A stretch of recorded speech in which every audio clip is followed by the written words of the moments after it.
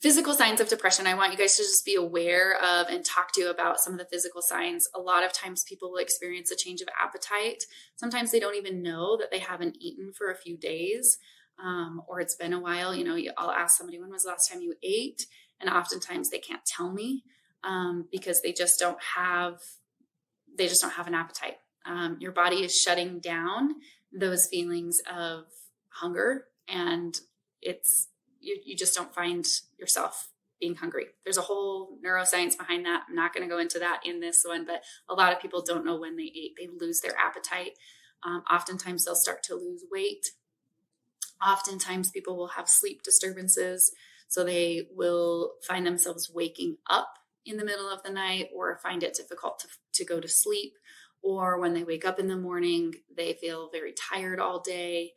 So any sort of disturbances in sleep. It's not a one size fits all. It can look very different for many people.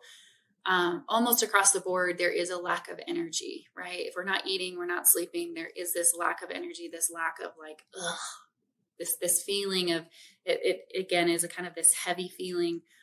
Whole body heaviness is often how people describe depression, as it feels heavy, it feels weighty, it feels hard, it feels like I've got cement blocks on my feet, it feels like I'm dragging a pile of rocks behind me, or a really heavy backpack with rocks on it, and oftentimes because of that, there can also be other physical symptoms. Chronic pain is often a sign associated with depression. And so, again, if you have those aches and pains, those digestive issues, IBS, if you're finding yourself getting backed up and not being able to release your bowels, those often can be signs of depression as well. Again, it's not one of these things. Just because you have a bout of IBS doesn't mean that you have depression. It's a combination of all of these things. They really are, again, as I've described, many clients feel like it's difficult to get out of bed. It's difficult to find purpose. It's difficult to see, color. Some people are very vivid, have very vivid imaginations and very vivid ways of describing things. And so oftentimes they'll describe it as being kind of colorless, not as vibrant, dark. Sometimes it feels, someone has described it as sort of like a black cloud kind of engulfing them. A client that had chronic depression as well would call it the tsunami. The tsunami is coming. I can feel it, right?